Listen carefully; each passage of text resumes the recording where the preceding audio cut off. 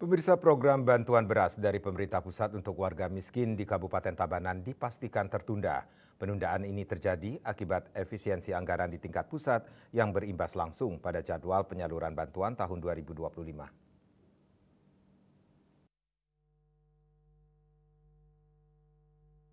Kabid Ketersediaan dan Kerawanan Pangan Dinas Ketahanan Pangan Tabanan I Gusti Krisna Kamasan menyatakan tahun 2024 lalu program ini menyasar 24.422 keluarga penerima manfaat KPM di Tabanan, masing-masing mendapat 10 kg beras per bulan. Total beras yang disalurkan mencapai 244.220 kg.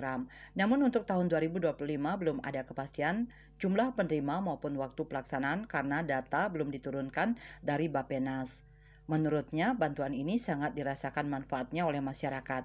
Penentuan penerima dilakukan berdasarkan sejumlah kriteria seperti penghasilan, kondisi tempat tinggal, akses listrik, dan lainnya. Lebih lanjut, ia menerangkan bahwa data penerima sepenuhnya berasal dari pemerintah pusat melalui data terpadu kesejahteraan sosial DTKS.